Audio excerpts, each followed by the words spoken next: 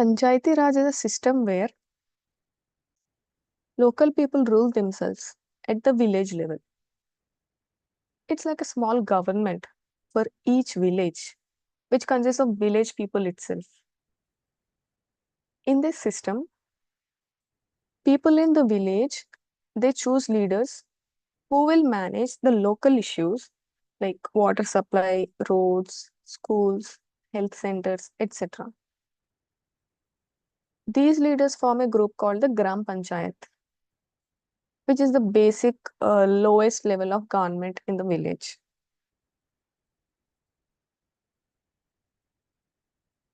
So why is Panchayati Raj important? It brings the government closer to the people. Normally, the state and central governments are too far away from the villages. But with Panchayati Raj, people can go to their local leaders to get help with the local problems quickly. It's not really practical for the village people to go to the state government or the central government to share their problems. Hence, these local leaders, it would be helpful for recognizing the problems quickly and resolving them. So it basically brings the government closer to the people. It also helps solve problems faster. Since the village leaders live with the people, they understand the real problems better than the distant government officials. And also, it helps in solving the problems faster and makes villagers feel involved. Panchayati Raj, it gives every person a voice, especially those who were often ignored by the who were often ignored before, like women, poor people, and backward communities. They now get a chance to take part in decision making and they can even become leaders themselves.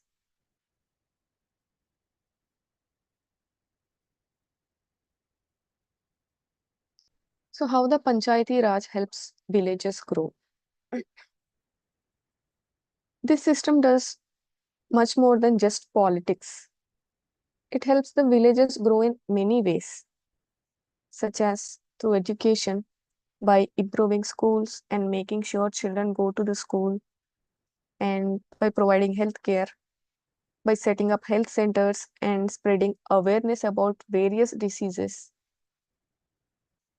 and also farming, by helping farmers with seeds, water, and even training, women and child development, also taking care of women's health, child nutrition, and giving women jobs and employment. Also, by helping people get jobs through schemes and through trainings and transport, by building roads to connect villages to towns and to the cities, and cleanliness and sanitation. Also, by ensuring garbage is collected, water is clean, and that the toilets are built. In these ways, Panchayati Raj helps the villages grow. And also, there's equal chance for everyone, which is inclusive governance. One of the best parts is that some seats are reserved in the panchayat system for women, and some for the scheduled caste, and some for the scheduled tribes and the backward classes. This means even the weaker sections of the society, they get a chance to become leaders and bring the change. The Panchayati Raj system in Telangana and all over India is a way for villagers to take control of their own lives. It's a system that believes local problems should have local solutions by giving power to the people at the lowest level, especially in rural areas. The government becomes more effective and the democracy becomes stronger. It's not just about electing leaders, it's about giving power to the people, helping them participate, learn, and grow together.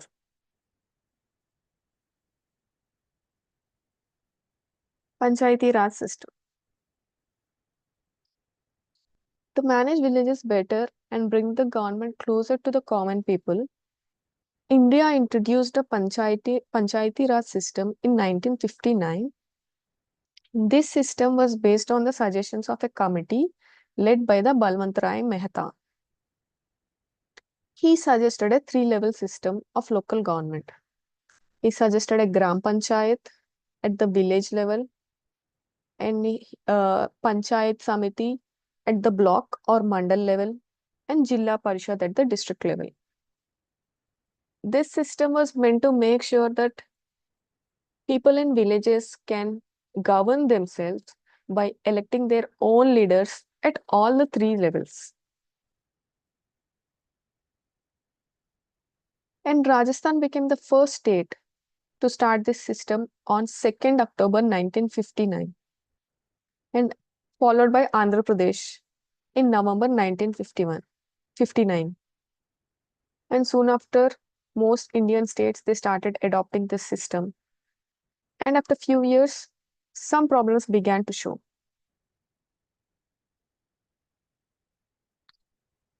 Some of the issues noticed were firstly, there's not enough money or resources for the panchayat. And also, the elections were not held regularly. And there was a dominance by few. Only a few people were controlling everything. And weaker sections like SCs, STs, and women, they were not well represented. Because of all these issues, the central government felt that reforms were needed.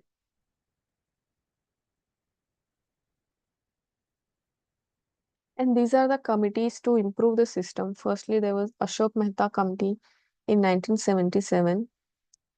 This committee suggested two levels instead of three, which was Jilla Parishad at district level and Mandal Panchayat, which is a group of villages. This committee also recommended that districts should be the main focus for local government and found that the system had become too dependent on the government officers. And then we have GVK Rao committee in 1985. This committee noted that the system became bureaucratic, means more focused on the officials than the people, and said panchayats had become grass without roots, and suggested reducing the power of the district collector in development work to give more power to the panchayats. And then we have LM Singhvi committee in 1986. This committee recommended giving constitutional status to Panchayat Raj institutions. It suggested that elections should be held regularly and fairly. 73rd Constitutional Amendment Act 1992. And finally, the government passed the 73rd Amendment Act in 1992. It became active from 24th April 1993. This is a very important law for self-government. The key points about this amendment are it added Part 9 to the Constitution titled the Panchayats and introduced Article 243 to 243O and also added a new 11th schedule listing 29 areas where panchayats can work like health, education, agriculture, water, roads, etc. Because of this amendment, Panchayati Raj institutions became a part of the Indian constitution. Now, every state had to legally follow this system. Panchayat structure in Telangana. In Telangana and many other states, the structure is Jilla Parishad at the district level, Mandal Parishad at the block or mandal level, and Gram Panchayat at the village level. Each Gram Panchayat has a Gram Sabha. This is like a village meeting where all villagers can attend and participate. Also, elections are held for MPTCs, which is Mandal Parishad Territorial Constituencies, and ZPTCs, which is Jilla Parishad Territorial Constituencies. These are areas that elect representatives to Mandal and Jilla level. And there are two kinds of workers in this system. One is state cadre and another is district cadre. State cadre consists of higher level staff appointed by the state, and the district cadre consists of staff working under the district level panchayat bodies. However, panchayats do not have full control over the state cadre staff. They cannot punish or remove them. Only day-to-day supervision is allowed on them.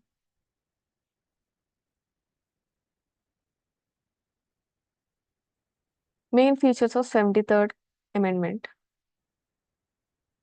These are some compulsory provisions which must be followed by every state. Firstly, there should be a Gram Sabha in every village. And there should be three-level structure, which is village, block, and district. And also there should be direct elections for all the positions. And the minimum age to contest elections is 21 years. It should be 21 years to take part in the elections. And the chairpersons at higher levels, they are elected indirectly. And there must be reservations for SCs or STs, and also 1/3 reservation for women. And the State Election Commission should be set up to conduct elections. And the term of 5 years for each body. And fresh elections in 6 months if dissolved early. And fresh elections should be conducted once in every in 6 months if if this commission is dissolved early. And there should be State Finance Commission to share money fairly between the state and the local bodies. And these are the voluntary provisions. These include development in areas like agriculture, irrigation, animal care, also health, education, sanitation, and roads, bridges, rural housing, drinking water. All these are voluntary provisions. And there are 29 total areas listed in the 11th schedule. So basically, the Panchayati Raj system is a democratic setup that allows people in villages to participate in governance. And it started in 1959 but became powerful after the 73rd Amendment in 1992. And Telangana follows this system with Jilla Parishads, Mandal Parishads, and the Gram Panchayats. While it made governance closer and easier for people, some states still have different levels of control. The goal is to make sure that local people have power, voice, and representation in their own development.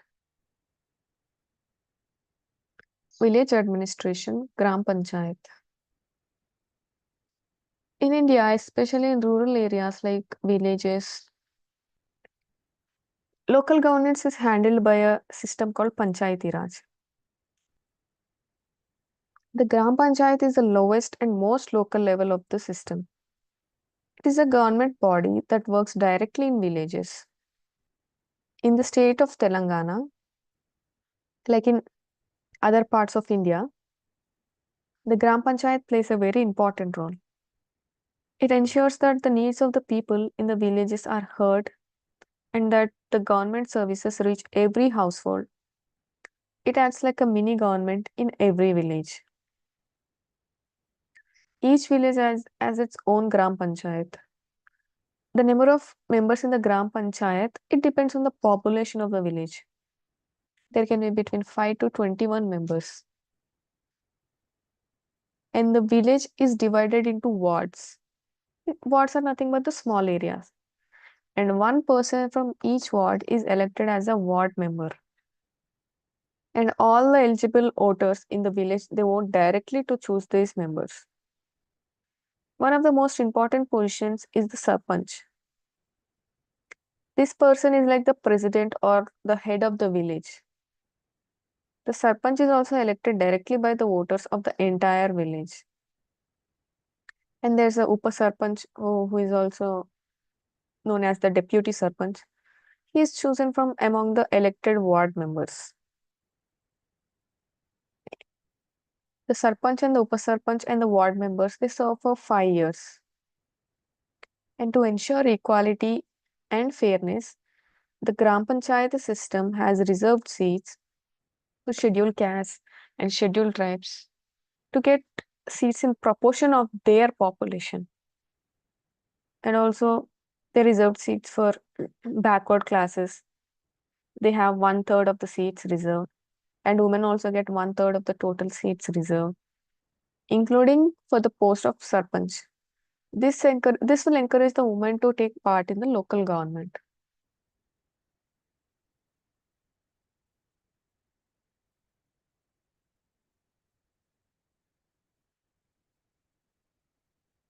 Some of the main functions of the Gram Panchayat are firstly maintaining roads and buildings to ensure that village roads and public buildings are safe and in good condition, and to provide street lighting by providing and maintaining street lights for the safety and drinking water supply, also sanitation and cleanliness, and support village schools, provide facilities and encourage education, and also coordinate with health workers and hospitals to promote health services, and to help farmers with seeds, fertilizers, and irrigation,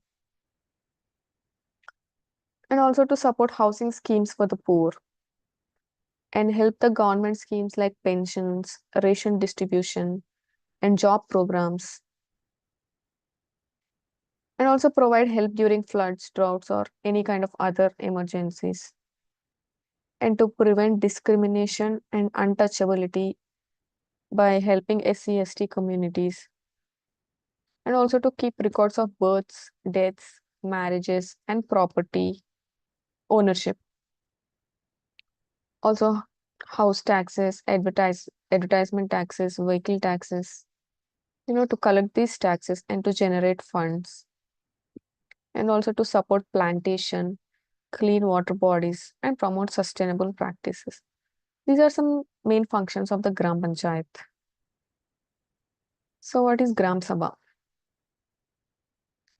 Every Gram Panchayat is linked to Gram Sabha, which is like a village meeting. All the voters of the village are members of Gram Sabha. The Gram Sabha is held at least twice a year. It is led by the Sarpanch. The people in the village can raise concerns, give suggestions, and discuss development plans, such as building roads, water pipelines, health centers, or school improvements. It also brings the transparency in village decision making. The Panchayat Secretary. The Panchayat Secretary is an important government employee who helps the Gram Panchayat function smoothly. The secretary is appointed by the government and works under the control of the Sarpanch. He or she is like the manager and record keeper of the Panchayat. So, what are the duties of this Panchayat Secretary? He has 25 detailed duties, which includes like prepare agenda for meetings, record and share decisions of the Panchayat, visit weaker section areas to ensure proper delivery of services, and keep financial records and prepare reports, and to check building and layout proposals, and to monitor land encroachments and report them, and also help during emergencies and natural disasters, etc. In short, the Panchayat Secretary is like the backbone of the village administration, working silently but powerfully to keep everything running. And to perform all these functions, Gram Panchayats need money, and their funds, it comes from taxes which are collected from villagers like house tax, shop tax, etc. And also these funds come from grants. The grants are given by state government, Jilla Parishad and Mandal Parishad. And also the funds come from loans and donations from public or NGOs. The Gram Panchayat is the heart of the village administration in Telangana and all over rural India. It helps make decisions for people, by the people, and with the people. The Sarpanch leads it, the Panchayat secretary manages it, and the Gram Sabha supervises and supports it. It looks after roads, water, school, health, welfare schemes, social justice, and local planning. Basically, everything a village needs to grow. Though there are challenges like lack of funds or trained staff, panchayats have made democracy reach the doorstep of every citizen. These are some other functions. Mandal administration. So, what is Mandal Parishad or Mandal administration? The Mandal Parishad is a middle level of the three-tier Panchayati Raj system in India. It acts as a bridge between the Gram Panchayats and the Jilla Parishads. Although this body is called Mandal Parishad in Telangana, different states use different names. Like in Kerala, it is known as Block Panchayat. In Karnataka, it is Taluka Panchayat. In Madhya Pradesh, Janapada Panchayat. And Gujarat and Uttar Pradesh, they call Kshetra Panchayat. And some other states call it Panchayat Samiti. The main purpose of this Mandal Parishad is to coordinate development activities in the villages that fall under one Mandal area.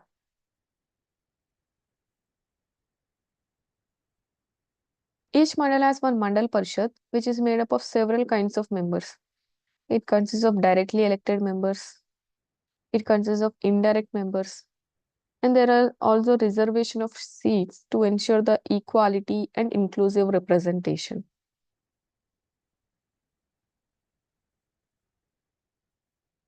The president and vice president of the Mandal Parishad, they are elected indirectly by the elected members. Their main duties includes to preside over meetings of the Mandal Parishad, exercise administrative control over the Mandal Parishad development officer, and they also have the full access to all the records of the Mandal Parishad. And in case of disasters like floods, epidemics, or accidents, the president can take urgent actions with the MPDO. MPDO is Mandal Parishad Development Officer with his consultation and without formal Parishad approval, but they must report it later.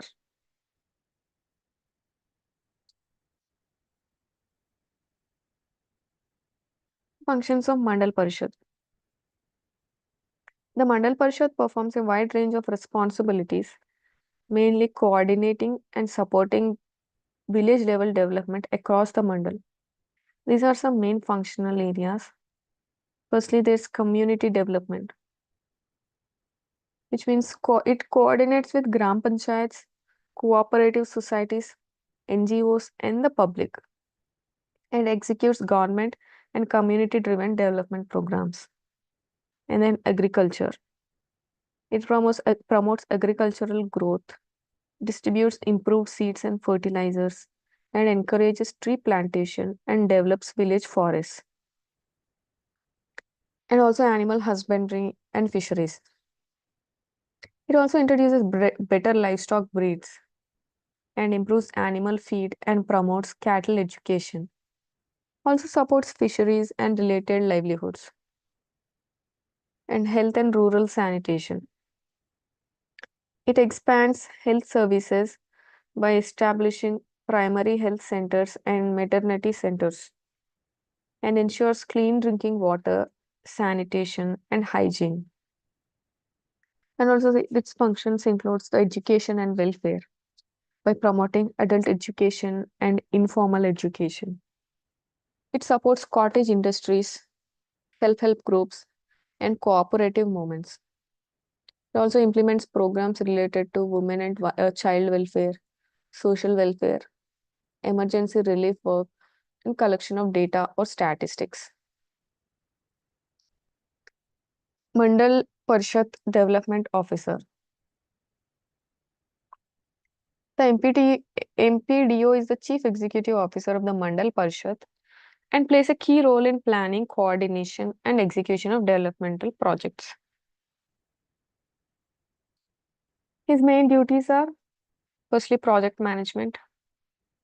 He screens and checks project proposals from Gram Panchayats and coordinates if multiple panchayats are involved. And he also monitors the development. He ensures development targets for villages and mandals are achieved and liaises with other mandals or higher authorities for larger projects. His functions also include meetings, like he arranges monthly Mandal Parishad meetings. If he fails to do so for 90 days, he may face a disciplinary action. And his role in discussions. He attends meetings and can discuss issues but cannot vote or move resolutions. Also, the supervision and reporting. He supervises functioning of Gram Panchayats in the Mandal, implements decisions taken by the Mandal Parishad. Mandal Revenue Officer Tahsildar. The Tahsildar is the head of the revenue administration in the Mandal. He plays a key role in land and financial matters. His main functions are collection of land revenue and government dues, and he manages land records, surveys, and mutations. And he also handles law and order issues.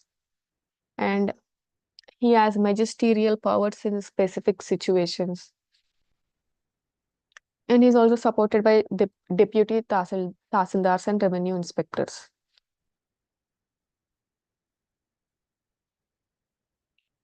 Despite the constitutional and legal framework established through the 73rd Constitutional Amendment Act, the local governance it still continues to face several challenges and limitations that hinder its effective functioning. Firstly, limited functional autonomy means although powers and responsibilities are assigned to the local bodies, the actual autonomy in decision making remains minimal. And the local governments often cannot make independent choices in planning or implementing welfare programs due to the excessive bureaucratic or political interference from higher levels. And the second issue is financial dependency. One of the most serious constraints is the lack of adequate financial resources. Local bodies possess scant revenue resources of their own. It consists mainly of small taxes and fees. And this makes them heavily dependent on state and central government grants, which are often irregular and delayed or even inadequate. And the lack of financial independence, it undermines their ability to plan long-term developmental activities or respond to the emergencies effectively. And the third issue is inadequate devolution of powers. Many states have not fully devolved the 29 functions listed under Schedule 11 of the Constitution to the panchayats. As a result, local governments often act as an implementation agencies rather than autonomous decision makers. And the fourth issue is weak administrative support. Often there is a lack of sufficient trained staff and technical expertise at the local level, and many panchayats, especially in remote or tribal areas, they struggle with the administrative gaps and the lack of infrastructure. Social and political factors. The fifth issue is the social and political factors.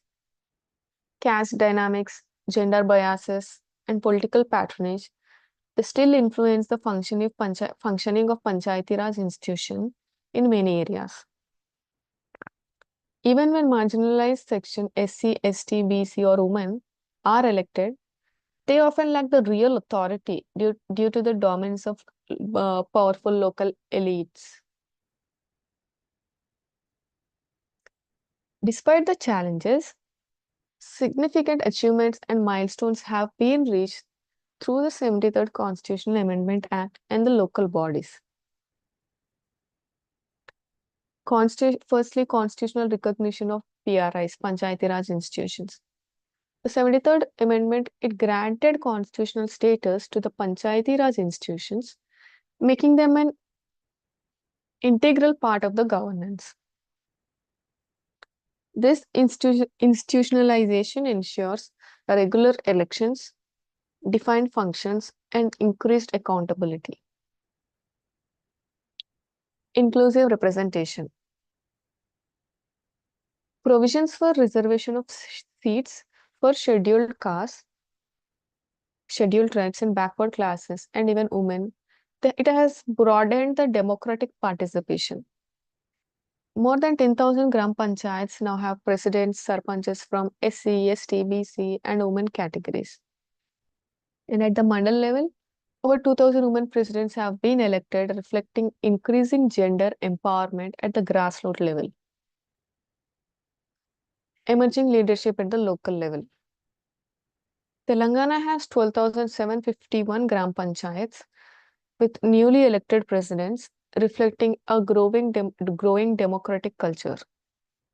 This has led to the rise of new generation of local leaders, especially from the marginalized and previously excluded communities, and deepening of democracy. People who were long denied access to the power, now they have the chance to participate in governance. This is the crucial step towards the inclusive growth and empowerment of the poor and the balanced development across the regions. So we have completed Unit 10. And now let's look into Unit 11.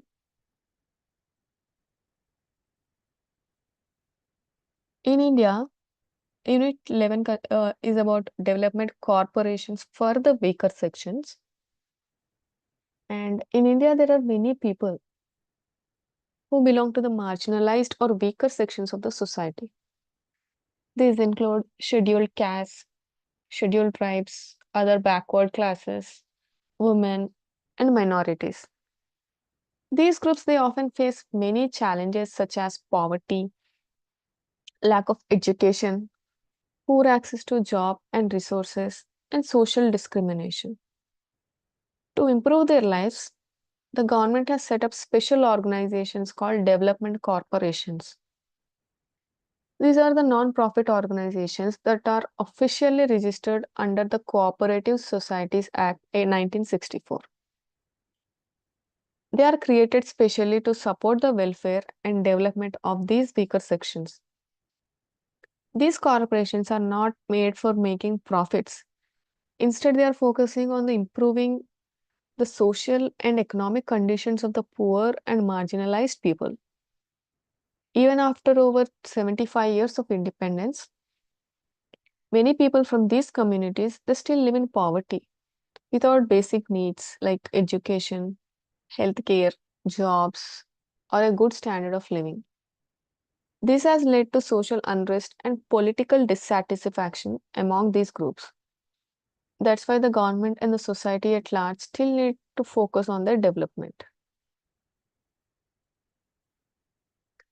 The need for separate corporations. So, why are separate corporations needed?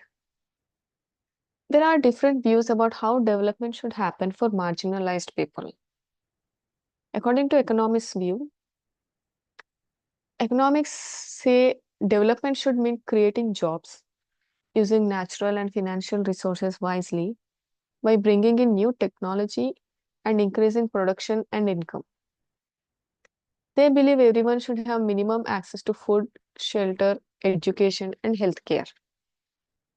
And according to them, the fair distribution of wealth and the affirmative action like reservation or subsidies is necessary to bring justice to these people. And some political economists, according to the political economists' view, these thinkers say development is not about money and resources. It also includes people's participation in decision making, having equal rights, and sharing the benefits of growth fairly. They focus on empowering the marginalized people and giving them a voice in policies that affect them. To bring these ideas into action, the government created public corporations. A public corporation is a government established body that works for the public good. It operates like a business in some way, but its goal is to serve the community, not to earn profits. These corporations are managed by a board of directors who were appointed by the government. They have the authority to make policies and manage the activities of the corporation, but they must work within the rules and guidelines set by the government. Types of corporations. There are two means of development corporations in India.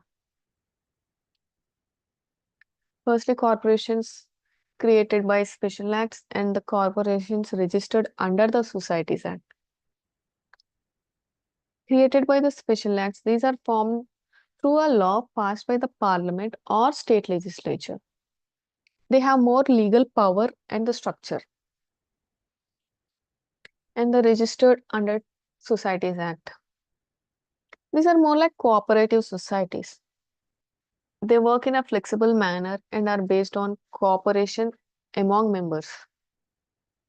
They are especially useful for small scale development projects and localized welfare activities. Most of the corporations for weaker sections in states like Andhra Pradesh, Telangana, they have been created under the Andhra Pradesh Cooperative Societies Act 1964. And after the state was divided into AP and Telangana in 2014, Telangana continued to use the same law under Section 101 of the AP Reorganization Act 2014. And in 2016, the Telangana government officially adopted these laws for its own use. Government initiatives. Since independence, both the central government and state governments have taken many steps to improve the lives of the marginalized. They introduced policies and programs to provide employment, education, financial support, and training. During the 1970s and during the 1970s and later, several state governments started creating separate corporations for each social group like SCs, STs, OBCs, women, minorities. These corporations, they aim to provide loans, training, skill development, entrepreneurship opportunities, and help in starting small businesses. Example, Andhra Pradesh and Telangana. In 1974 to 75, the undivided Andhra Pradesh government started several such development corporations. After the division of the state in 2014, both Andhra and Telangana now have their own separate corporations for each of these social groups. For example, Telangana has Telangana Scheduled Caste Development Corporation, Telangana Scheduled Tribes Development Corporation, Telangana Backward Classes Development Corporation, Telangana Women's Cooperative Development Corporation, Telangana Minority Development Corporation. Each of these corporation focuses only on its target group to make sure their unique needs are met properly. Characteristics of development corporations. Here are some important characteristics of these development corporations. Firstly, they are registered under Cooperative Societies Act 1964. They are managed by a governing body or a board of directors. And there's autonomy in daily activities. And they are non-profit organizations. And they can create their own rules. And the membership is voluntary. State Scheduled Caste Cooperative Finance Corporation. In India, even after more than 75 years of independence, not every section of society has had equal access to opportunities. Some communities, especially the marginalized and the weaker sections like scheduled caste, scheduled tribes, backward classes, minorities, and the women, they still face challenges in accessing education, employment, land, and basic resources.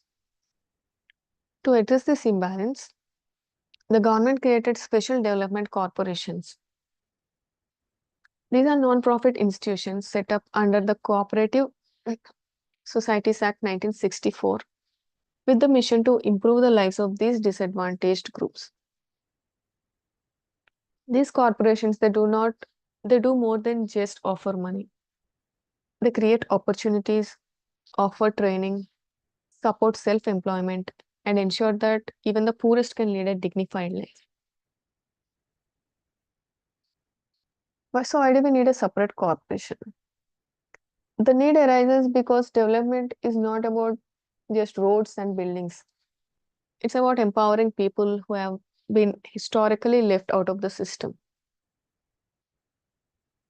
So these corporations act as a bridge between the government's welfare policies and people who need them the most. Public corporations are government-created organizations meant to fulfill public welfare objectives. They are semi-autonomous, which means they have the freedom to manage their affairs, but are still accountable to the government. Their leaders are appointed by the government. And there are various types of corporations, two types.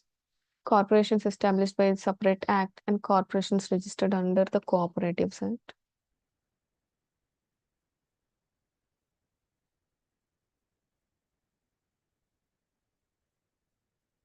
Okay. The slides have been repeating. And Telangana State Scheduled Caste Cooperative Finance Corporation. This corporation was initially a part of Andhra Pradesh in 1974, but became a separate body for Telangana after bifurcation in 2014. The objectives were firstly financial assistance to help the poor SC families by income generating assets like livestock, tools, vehicles, etc. And second objective is the skill training to offer training program that helps youth gain skills and find self-employment or jobs. And thirdly, transparency. All beneficiary data is recorded online through OBMMS portal to ensure transparency. These are the three objectives of this Scheduled Caste Cooperative Finance Corporation.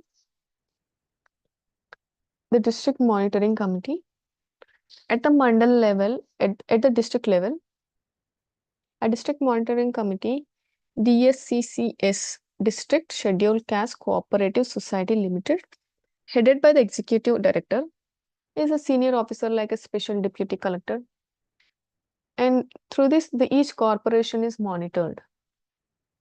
The district collector acts as a chairperson and oversees the smooth running of the programs. The key role of this body includes monitoring scheme progress, and to chair banking related meetings, and to handle the complaints and ensure fair implementation of the schemes. These are some programs implemented under the corporation. Firstly, land purchase scheme. It was started in 2014 to give 3 acres of land to the landless SC women. Priority is given to the poorest of the poor, and the land must be in one place and not scattered. Government pays for land registration, irrigation setup, seeds, fertilizers, and more. Money is sent directly to the beneficiary's account, and the goal is to make landless family owners and support them through the agriculture. And they also set up some minor irrigation schemes. These help SC farmers develop water sources like wells, bore wells, and financial help is given for the digging wells, deepening old wells, and buying pumps and motors.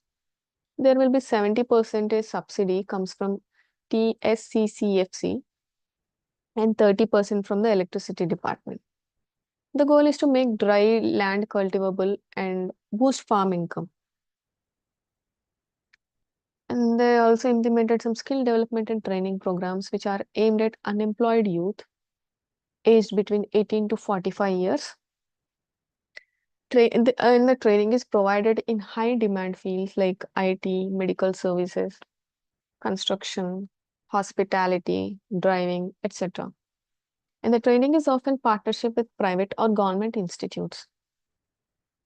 And the placement is a must. At least 75% of the trained youth should get jobs. The goal is to provide skills that lead to real jobs or self-employment.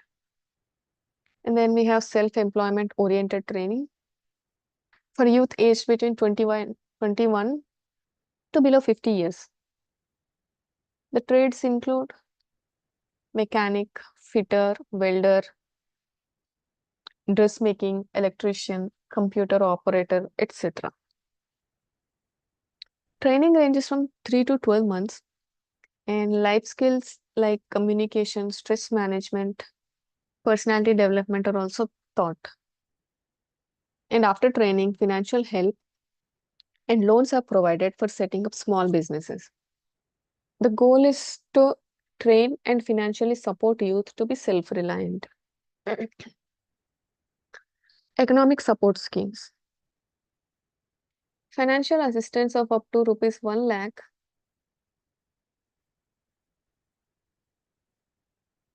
and 80% of the cost is subsidy. Rest is covered by the beneficiary or the bank. And no bank permission is needed if the beneficiary contributes their share. And its preferences include women, 50% of the target is women, and 5% is for persons with disabilities. And also, it includes people, consists of youth trained under the government programs, and first time applicants, and also higher qualified individuals. The goal is to promote entrepreneurship among SCs. Management of SCCFC.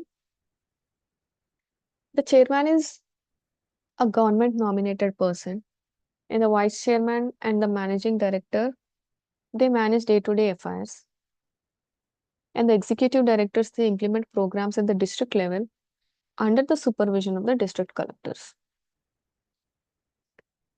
These kind of development corporations, they play a crucial role in building a more inclusive and just society.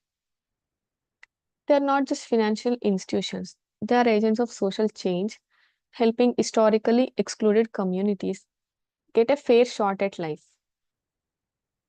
Their programs combine economic assistance, skill training, asset creation, and transparency to ensure that no one is left behind. So, today we have discussed the Development Corporation for Scheduled Caste. In tomorrow's class, let's discuss the corporations for STs, women, minorities, along with the next unit. So, thank you. If you have any doubts, please ask.